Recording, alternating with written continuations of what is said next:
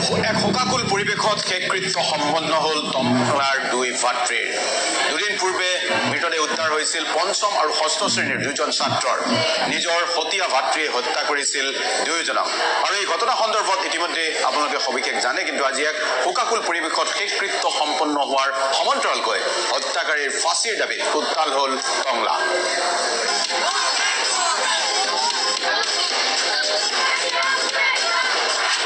এফালে দুই কণমানিৰ দুখনকৈ চিতা জ্বলিছে, আনফালে চলিছে ক্ষোভৰ জুই।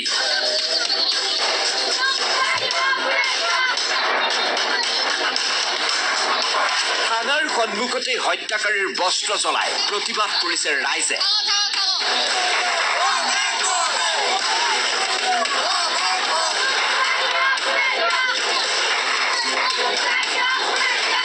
টংলাৰ দুই শিশু হত্যাৰ ঘটনাই ৰাজ্য কঁপাই গৈছে। তাৰ পিছত নিহত দুই শিশুৰ মাতৃক লগত লৈ এনেদৰে প্ৰতিবাদত বহিছে এইসকল লোক। শুকুৰবাৰে ৰহস্যজনকভাৱে নিৰুদ্দেশ হোৱা মহেন্দ্ৰ শৰ্মা আৰু গীতা শৰ্মাৰ দুই পুত্ৰৰ মৃতদেহ উদ্ধাৰ হৈছিল টংলাৰ হস্তপাৰাৰ নাইকা নদীৰ পাৰত। মহেন্দ্ৰ শৰ্মাৰ প্ৰথমা পত্নীৰ পুত্ৰ নীৰজ শৰ্মাই ডিঙি কাটি হত্যা কৰিছিল টংলা কেন্দ্ৰীয় জাতীয় বিদ্যালয়ৰ দুই ছাত্ৰ কৌশিক আৰু গৌৰৱক। এফালে কৌশিক আৰু গৌৰৱৰ চিতা জ্বলিছে, আনফালে থানাৰ সন্মুখত ডাউ ডাউকৈ জ্বলিছে ক্ষোভৰ জুই।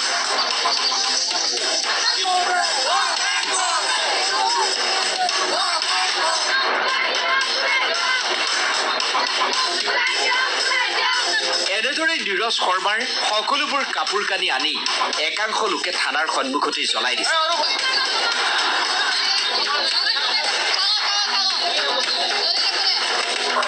বিপৰীতে দুই শিশুৰ মৃত্যুৰ ঘটনাত শোকাকুল পৰিৱেশে বিৰাজ কৰিছে টংলাত।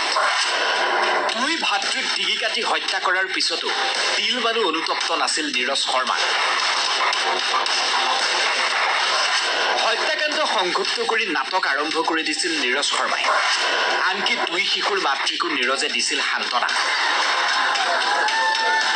সন্ধিয়া গ'ল, সি ভৰি হাত চৰি হাত ধুই কাপোৰ কানি পিন্ধি মোক তাৰমানে হাত এনেকৈ ওলাই আছে, সতী মামী বাবু ভাই আয়েগা আৰু ৰৌনা মাত এছে কয়, এনেকৈ কৈ আছে মোৰ তথাপিও মোৰতো ডাউট হোৱাই নাই যে সিয়ে হয়, নীৰজে কৈছে। তাৰপিছত সি গৈছে কাপোৰ কানি পিন্ধি ফিটফাট হৈ আহিছে, আহি লগগীতাৰ লগত সি তাৰমানে আহিছে, কৈছে মই ক'ৰবাত চাব যাওঁ সতী মামী, মই ভাইহঁতক চাই আহোঁ। এই হত্যাকাণ্ডত কেৱল নীৰজেই জড়িত নহয়, নীৰজৰ লগতে কেইবাজনো জড়িত থকাৰ সন্দেহ কৰিছে শিশু দুটিৰ দুৰ্ভগীয়া মাতৃ।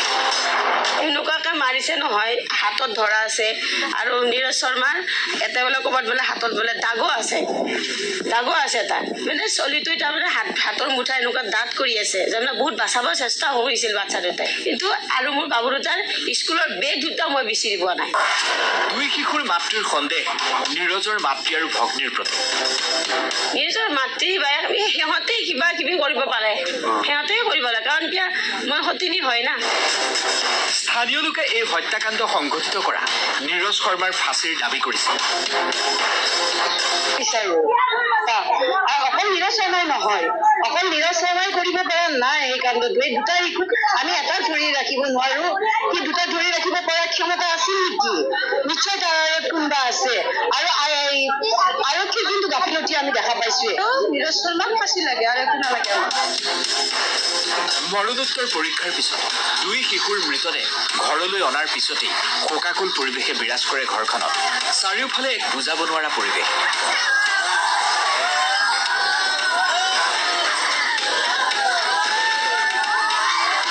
যিয়েই তেওঁলোকৰ ঘৰখনলৈ গৈছে, সকলোৱে কেৱল চকুলো টুকিছে। কান্দি কাটি অচেতন হৈ পৰা দুই শিশুৰ আত্মীয়ক লৈ যোৱা হৈছে চিকিৎসালয়লৈ। আৰু এই শোকাকুল পৰিৱেশৰ মাজতেই দুই ভাতৃৰ অন্তিম সৎকাৰ কৰা হ'ল ৰাজহুৱা শ্মশানত। দুই পুত্ৰক হেৰুৱাই মাতৃ এতিয়া শোকত ভাগি পৰিছে। ভগৱানে শক্তি দিয়ক এইগৰাকী মহিলাক, সকলোৱে তাকেই কামনা কৰিছে। আৰু হত্যাকাৰীৰ কঠোৰ শাস্তি দাবী কৰিছে ৰাইজে। ভেৰগাঁও টংলাৰ পৰা পিংকু কলিতা, DY 361।